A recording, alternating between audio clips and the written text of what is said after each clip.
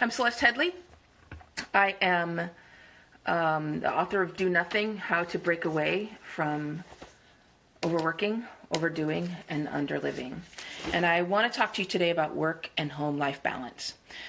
Because if you are reading the book or somewhere in the middle of it, you'll know that our work and home life balance, the boundaries between our work life and our home life, are already severely disrupted. They were disrupted before the pandemic began. And so this moment when we're all self-isolating and we're bringing our work home with us full time, for most people, is a kind of a precarious moment. And again, that's because we already did not have good, clear, defined boundaries between our work and our home lives before. Those lines had blurred quite some time ago, decades before. So I want to go and read from a chapter called Work Comes Home, because that is literally what's happened for a large majority of people. So I want to read from here. But before I get started on reading, I want to give you a few tips for how you can get through this quarantine without impacting your mental health and your well-being too much. There's a few things that you might do because you think it's going to make your life easier. One of them might be that you have a laptop and you're going to take it all over your house. Like, it's maybe more comfortable and more convenient. You feel like, I want to work from my porch, or I want to work from my living room, or wherever you may be. I highly, highly recommend that you don't do that. It is important that you designate a place in your house that is for work. And if you want to, you can go back to your days as a kid and build a fort with walls around that space. But what's important is that when you are in that space, you are working. And when you leave that space, you are not working anymore. It's really, really important that you don't let work claim every single part of your home. What you're telling your brain if you do that, if you work from the kitchen table and from the living room and from your porch and for wherever, what you're telling your brain is that this home, my home, is for work. Every corner of it is for work, which brings up the possibility that when you're sitting in your kitchen, your brain may think that you're still working. So you have to preserve. It's much like sleep scientists will tell you not to do anything in your bed but sleep, because otherwise you're teaching your brain that your bed is not just for sleep, it's for all kinds of things, and that can disrupt your circadian rhythm. The same thing with your home life balance. You need to have a designated place for work. And the other thing I will tell you is that you have got to maintain authentic social interactions. And by authentic, I mean you need to hear the sound of another person's voice. If you are all zoomed out, if you've been having too many Skype and Zoom calls and you can't take another video call, it is okay to just use the phone.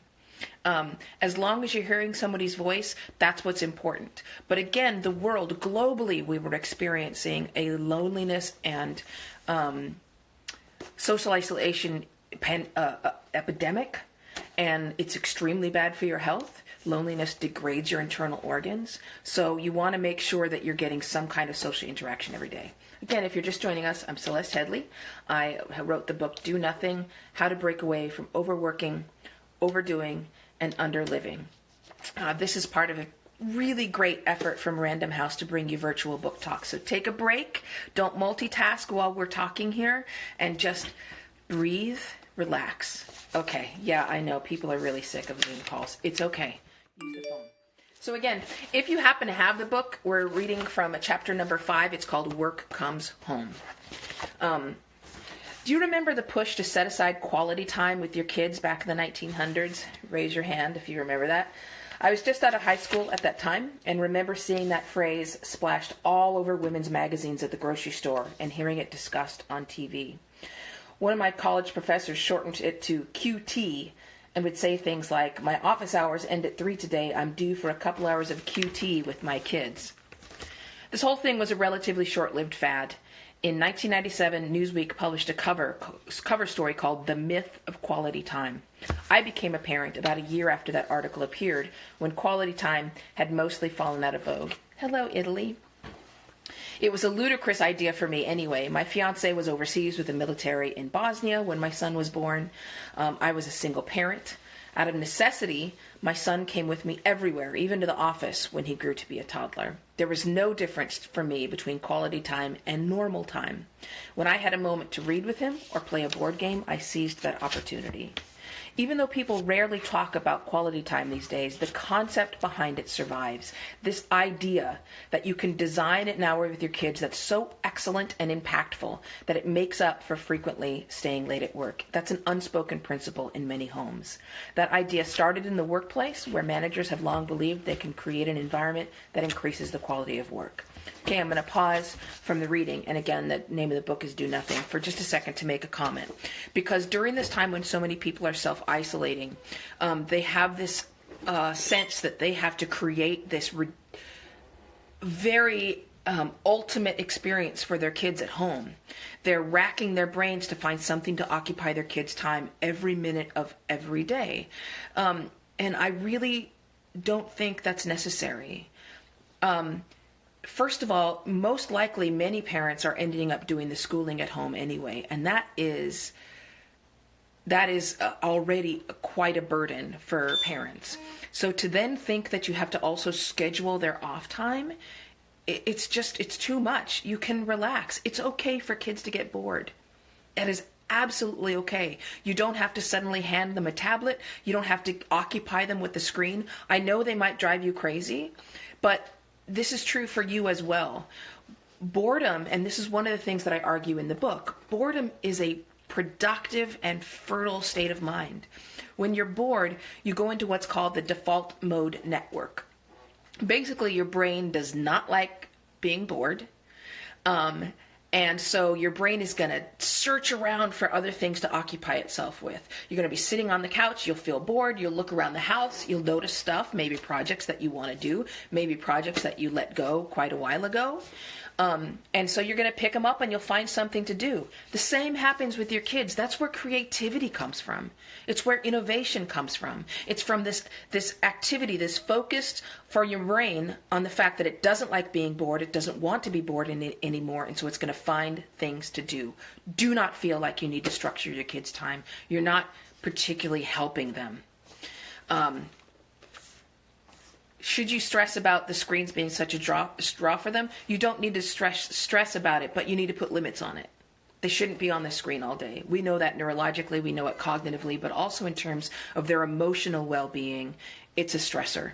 And so especially during this time when all of us need to be controlling our stress and not becoming anxious because it's an impact to your immune system, you need to make sure that they have time away from the screens, no matter how much they complain. Believe me, I was a single mother. I get it. They're going to complain. You have to find a way to tune that out. If you've been a parent for a while, you know how to do that. Okay, back to the reading. Again, the book is called Do Nothing, How to Break Away from Overworking, Overdoing, and Underliving. And I want to say thank you to Random House for setting up these virtual book talks for everybody during this time. It's so great. Okay, we're reading from chapter 5, which is Work Comes Home. Back in the early 90s, when families were still enthusiastic about the idea of quality time, the sociologist Arlie Russell Hochschild was spending her summers observing the work and home lives of the employees at a large American corporation. Many of them talked with her about quality time, and Hochschild said the intent was to transfer the cult of efficiency from office to home. Instead of 9 hours a day with a child, we declare ourselves capable of getting the same result with one more intensely focused total quality hour. Our family bonds are being recalibrated to achieve greater productivity in less time. I totally understand the guilt a parent feels when they repeatedly say, "Go play in your room, I need to get this done." I know how crushing it can be to finally walk in the door in the evening, anxious to see your kid, only to find he's already in bed. Boy, that phrase feels old-fashioned right now, right? It's no surprise we would try to solve these problems at home by using the same techniques that seem to work so well in the office. In truth, we've brought home much more than just the idea of quality time. Most of us have worked hard to make our homes as efficient as possible, and that has caused problems of its own. We bring more and more of our work with us when we leave the office. We structure our off hours around the computer and the smartphone and design our lives to better accommodate our jobs. Perhaps, to make us feel better about all this, we bring a little of home into the office. We celebrate birthdays at the workplace, and we bring our kids to work like I did. We work out in office gyms. We shop for holiday presents from office computers. This is not all bad news, of course. The blurring of lines between work and home isn't necessarily a bad thing. One of the persons asked if there's any apps I use for mental health or meditation. I've used the app Headspace for a really long time. I meditate every day at least once. I find Headspace to be great, but frankly, there's plenty of apps I recommend. There's even apps that just get you to breathe deeply. And frankly, you know what? Here's the thing that's amazing. A lot of incredibly effective stress release techniques cost you absolutely no money, and they're incredibly effective. Our bodies and our minds are designed to respond to very simple things quite quickly. One of them is breathing slowly, and you can find that. Calm is another one that people use. They also have a breathing moment. Frankly, walking outside in nature without your headphones on, listening to a podcast, leave your smartphone at home. That's an incredible stress reliever. You can get a big boost to your mood just by doing those things that, again, cheap, analog, simple. Okay, so going back to the book Do Nothing, Chapter 5, Work Comes Home. Perhaps writing a report at home means you can spend a couple extra hours with your loved ones. Maybe the colorful paintings and lush green plants at the office help you relax and spur creativity. In the final accounting, though, it's not an even trade. We know a lot about how people from all over the world view their jobs, and so we know that much of the traffic between work and the home has been one way. In other words, in the battle between the office and the living room, the office has mostly won. When it comes down to, somebody's just said walking is great for creativity too. Yes, but that's important that you're walking without listening to your phone. Frankly, if you really want to tap into your creativity, leave the phone at home, because the presence of the phone that you can feel in your pocket or that you can see is interfering with your brain. In fact, having it visible lowers your IQ by 10 to 12 points. When it comes to life philosophies and personal habits, there's the book. That's where we're reading from if we're following along. The past few decades have seen us internalize what we've learned on the job and apply it to our daily lives and intimate relationships. You can find telltale signs of the office in our kitchens, our living rooms, even our beds. I wouldn't want us to bring our personal habits into the office, of course. I don't want my employees to keep their workplace as cluttered as their kitchens, and I definitely don't want them calling me to chat about their cousins and BFFs. That would be inappropriate, obviously, but it's also inappropriate to run your personal life as though you're adhering to an employee handbook. While CEOs and executives structured their businesses around the concept of personal growth, we began to do the same thing with our lives. We now believe it's possible and even laudable to be constantly improving and tweaking and changing. Not in the long term, mind you, but on a daily basis. We make checklists for our eating and our exercise and our meditation. We create digital reminders to write in our journals or read a book. We're generally not interested in growth that happens over time. Instead, we search for shortcuts. We buy books that promise we'll master Spanish in 5 hours. I was strolling through a bookstore recently and saw an entire rack of books dedicated to learning at lightning speed. 30-second psychology, 30-second economics, 30-second genetics. I want to be clear from the start, I think it's good to look for opportunities to improve yourself. That's a good impulse, but as with technology, the problem is not in the tool, but in its overuse. Improvement is healthy, but not every moment of your day should be leveraged in an attempt to make you a better person. If you're searching for the fastest way to learn guitar, because you also have to squeeze in yoga and keto cooking recipes and homemade charcoal facial peels, you have left no time to simply be the person you are. You are leaving no space for rest and contentment. And again, I want to pause. The book is called Do Nothing. I want to pause in the reading for just a moment and say that this is causing problems for people who are now at home and find they don't have anything in their homes that's not connected to work. And so they say, I don't have anything to do. That's not what the title Do Nothing was meant to refer to. You should have stuff at home that's just yours. that doesn't improve your personal brand, that doesn't make your resume or your CV shinier and stronger, that is not something that you can talk about in a job interview. Instead of becoming, you should be every once in a while. Instead of growing always, sometimes you need to just be still. We are always becoming and improving instead of being who you are. Some of the hobbies that we used to have as a people worldwide that have fallen by the wayside because they didn't help us get ahead in our careers or help us with our side hustle, or look good on Pinterest, things like coin collecting and collecting, I don't know, my grandmother had a collection of spoons. People used to macrame, people used to make shag rugs. It's in the 70s, I was born in 1970. So we used to have these hobbies that occupied our time that had nothing to do with our work, the work that earned us a paycheck. We have not done those hobbies in a long time, most of us. And so now we're stuck at home and we find there's nothing to do that's not connected with our work. I would really love to see people pick up some hobbies, some useless hobbies. Useless hobbies are awesome. Okay, back to the reading again. I'm Celeste Headlee. I'm the author of Do Nothing, and I'm going to continually thank Random House for setting up these virtual book chats because I think they are so awesome. Okay, in 2016, the self-help industry was worth nearly $10 billion in the U.S. alone. By 2022, it's expected to be worth more than $13 billion. Many people believe their lives, minds, and bodies can be hacked, tinkered with, and improved in a never-ending search for peak productivity.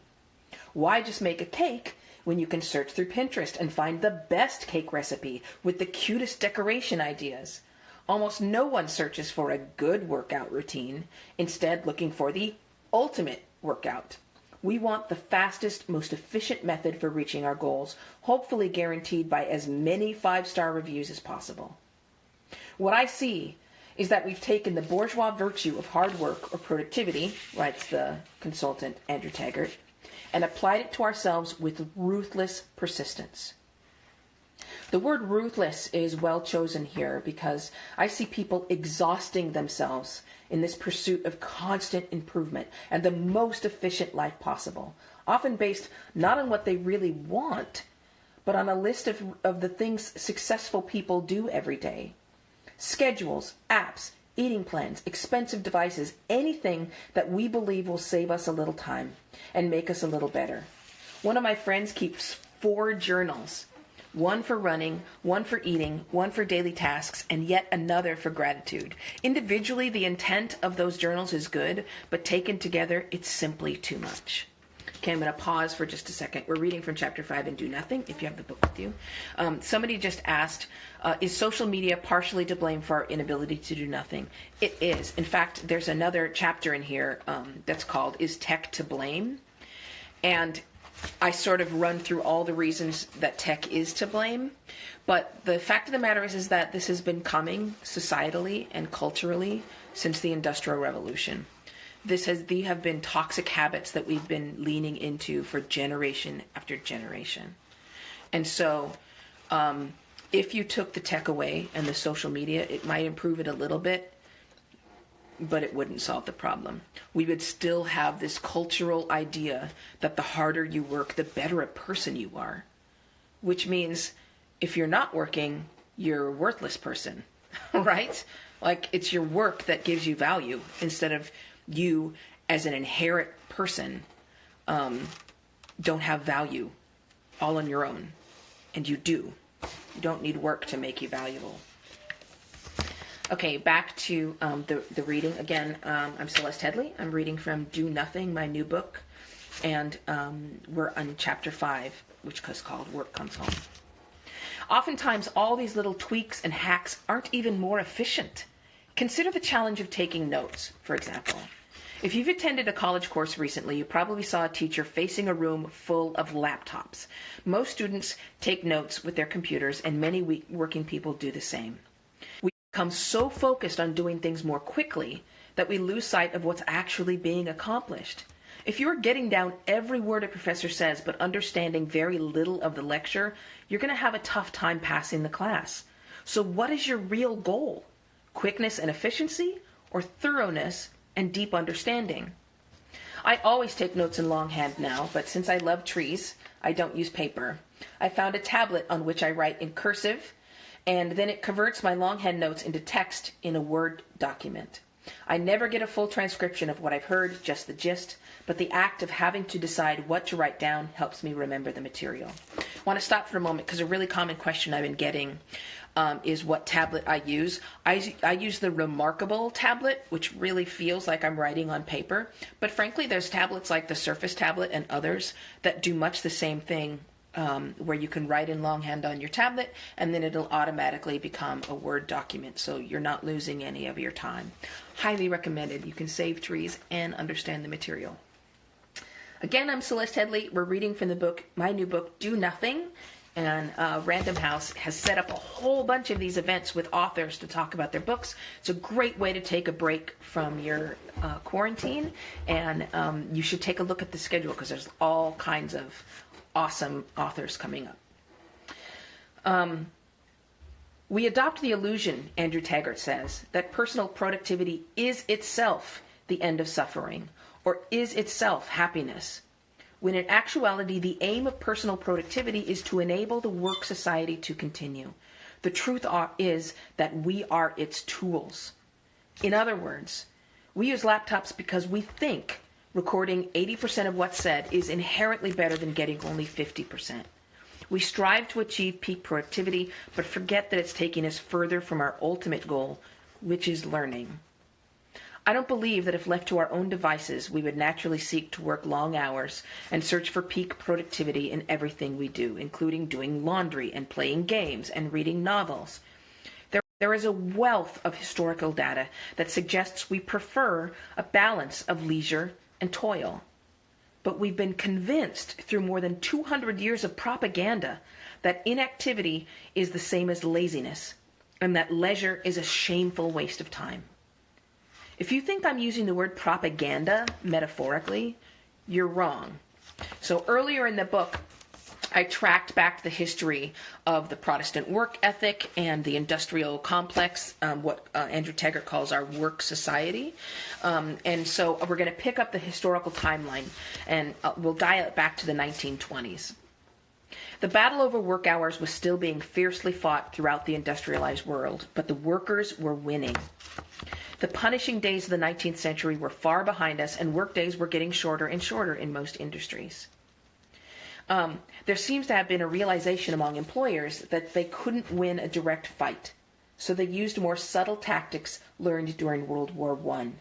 Employers realized they could borrow strategies from the War Department in order to motivate the production line. This is one of my favorite parts of the book. Again, I'm Celeste Headlee. The book's called Do Nothing.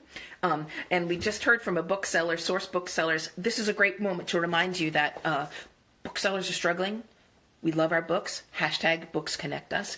Many, many, many booksellers are offering free or low-cost shipping. Many of them have curbside picked up. They are ready to get the books to you that you need. So please support booksellers, all of them, especially independent booksellers for whom this time might be very, very difficult. Okay.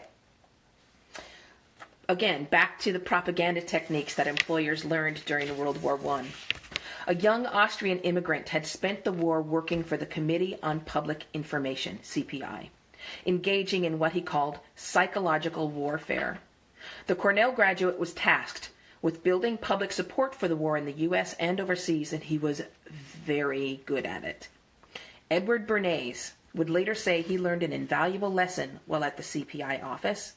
The tactics he'd used during war could be applied with equal facility to peacetime pursuits. In other words, what could be done for a nation at war could be done for organizations and people in a nation at peace. This slight man with his dark, sunken eyes, high forehead, and generous mustache is probably not familiar to most people today, but he changed our lives irrevocably. Not just in the U.S., but worldwide. Bernays has a lot to do with the way our lives are run. If you're following along and you have the book Do Nothing, we are on page 86 in chapter 5. It's a chapter called Work Comes Home. Bernays is now known as the father of spin. He helped make it fashionable for women to smoke in the late 20s by rebranding cigarettes as torches of freedom and symbols of feminist strength. His 1928 book, Propaganda, was hugely influential and put into practice by many men in power. Those who manipulate this unseen mechanism of society constitute an invisible government, which is the true ruling power of our country, Bernays wrote. In almost every act of our daily lives, whether in the sphere of politics or business, in our social conduct or our ethical thinking, we are dominated by a relatively small number of persons who understand the mental processes and social patterns of the masses. Shout out to Community Bookstore in NYC. Brianne says they are shipping free to NYC residents. Go independent bookstores. Workers were manipulated to feel shame for even wanting to take time off. Company names became almost synonymous with country. Europe may have family crests, but America has company logos. In the 1920s, employers began putting up posters that scolded those who invested less than full effort while on the job. Waste, carelessness, mistakes, loafing, one poster read. Help us stop them before they stop us. Another showed a soldier receiving a commendation in front of an unfurled American flag, and it read, "The efficient worker is always honored. His merit is recognized by all. Stand out from the crowd." Yet another features an enormous clock backed by a skyline of smokestacks. When the call comes, answer present, it urges. When you are off, someone else gets on to your opportunity. A day off may lose you much.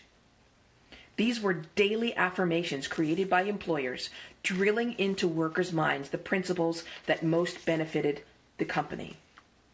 Employers also discovered they could pit their workers against one another to vie for promotions and raises, thereby encouraging people to stay longer than their coworkers and put in more hours than their competition. If you are, just a side note, if you are one of those people who feels guilty when you leave the office, who feels guilty if you don't answer an email right away, if you feel guilty because you sit down in front of your TV to just watch a movie instead of watching a movie and checking your email and your tablet, part of that is because you have literally been brainwashed to feel that way. It is because your guilt over doing something unconnected to work helps to add hours. You're donating hours to your employer. I hope you guys realize that. So few, especially Americans, so few people take their vacation time that we literally donate millions, if not billions of dollars to our employers every year. Frankly, other countries are better at taking their vacation, but the US, UK, Canada, New Zealand, and Australia are not good at it. And we are donating that money to our employers. Somehow the same characteristics used to describe a good employee also came to describe a good husband or sister or friend. Reliable, stable, hardworking, independent. The writer Maria Popova told the BBC, "The most pernicious thing is this tendency we have to apply productivity to realms of life that should, by their very nature, be devoid of that criterion." Popova reports that she used to enjoy taking a camera with her everywhere and taking photos of what she saw. Now she feels pressured to leverage her photos on social media. The camera has become its own burden. I understand her dilemma. I love to walk, but sometimes when the sole purpose of my jaunt is to meet my step goal, I dread leaving the house. What was once a joy sometimes feels like drudgery because I've turned that pleasure into work. My MX James on Fox says, feeling guilty because I can't be productive because struggling with mental health because of all the changes. And I want to answer this or respond to that topic here. Again, I'm Celeste Headlee. I'm the author of Do Nothing. Random House is bringing you these virtual book talks. So yes, a lot of people are struggling with mental health. There's those who already have issues and challenges, and that's hard enough on its own. But everybody right now needs to be aware of their own well-being and be taking steps to increase that well-being. In the second half of the book, which is called From Life Hack to Life Back. I have a whole bunch of solutions for you. And these are all science-backed, simple, inexpensive solutions that can help you increase your well-being. They are not just science-backed, but they're things I've tried out for myself. And so I can tell you that they work. And they don't cost you a lot of money. So try them. So here's the danger, and again, we're breaking away from the reading for just a second. Here's the danger that happens with a lot of us. We get exhausted, and you get a few minutes of time. Say you have 20 minutes off. And so you sit down with your phone, and you scan through your social media for a while. You take that break, but you take the break on your smartphone. I know it feels like that's you taking a break. But the truth of the matter is that neurologically, cognitively, your brain makes no distinction between you shopping for shoes on Zappos and you just doing your work. So as far as your brain is concerned, you're paging through Facebook, but your brain thinks you're still working, which means you didn't take a break. You just worked through the entire thing. And if that's what your solution all day long is, to take a break by checking your electronics throughout the day, then basically you have worked from sunup to sunset. And because of what I was talking about earlier, the fact that the brain is highly distracted by your smartphone and by your tablets, by the sight of them, if you are sitting around electronics all day long, if you are staring at a computer screen all day, if you have your email inbox open all the time, you are working from morning until night. So, of course, you're overwhelmed and exhausted. Of course you are. And yes, the Greater Good Science Center at UC Berkeley is fantastic. I quote the cite their work and their studies often. They have so many resources there. If you go online, as I've just told you to get offline, but if you do go online and look at the Greater Good Science Center, they have all kinds of resources there. Okay, back to the reading. Again, I'm Celeste Headlee. I know people dip in and out of these videos, so I'm Celeste Headlee. The book is called Do Nothing. It just came out this month. And this is one of the Random House book talks. They have a whole bunch of them. They're fantastic. And there'll be more to come. So keep your eye on the schedule there. Okay. It should go without saying that it's natural to want to improve. We are biologically programmed to quickly become impatient with the status quo and to push for better things. But we've pushed it too far. What's more, we've lost sight of the fact that productivity is a means to an end, not a goal in and of itself. One time-use expert told Juliet Shore, sociologist, "We have become walking resumes. If you're not doing something, you're not creating and defining who you are." This compulsion to approach our lives in the same way we approach a project in the office is what helped make busyness a status symbol. In 2007, Tim Ferriss wrote The 4-Hour Work Week, which is full of instructions on how to cut down your work hours. Now, I would enthusiastically support that idea, except his goal is not to increase your free time, but to leverage it. In a blog post about his daily schedule, he says the goal was never to be idle. In his off time, Ferriss does interviews and writes articles and trains in hiking or archery or martial arts. Everything he does is seemingly intended to help him reach ever-increasing goals with ruthless efficiency. He posted a rundown of a typical day, and his schedule includes eating, working out, writing, taking an ice bath, and then relaxing after 11 p.m. Ferriss says he does his best writing between 1 and 4 a.m. Ferriss is just one of many people who hope to suck the marrow out of every moment of their day, to never waste time that could be spent moving toward a new achievement. A shortened work week is something I endorse. Torturing every minute in order to make every moment productive is not. I've mentioned that social status became dependent in the late 20th century, less on wealth and more on busyness. Just a side note, that came in the earlier chapter where I ran down, it was going through the history. I say performative because sometimes the purpose of an activity seems to be solely to take pictures and post them or write about the experience in a blog post. As a result, people are more likely to attend events and engage in activities that will look good on their Instagram feed. I was recently in a national park and I stopped to admire a little clearing in the trees, lazily crossed by a slow-moving brook. There were 2 squirrels playing chase around an ash tree, and wild indigo swayed in the breeze. The scene was so beautiful that it felt unreal. My first instinct was to take a picture, but I chose not to because I wanted that moment to be more precious than an Instagram post. I'd come to the park to enjoy the sunshine and the landscape. I wanted to escape from work, not turn my hike into an extension of my personal branding. That anecdote makes me sound relaxed about all this, but that's misleading. For most of my adult life, I have thought that if I'm not making pesto from scratch, I could at least do some yoga. And if not yoga, I could at least write a quick blog post. In many ways, I make decisions based on how the choices and outcomes might affect the resume of my life. I'm going to wrap up here in just a couple minutes. This chapter that I'm reading from is called Work Comes Home.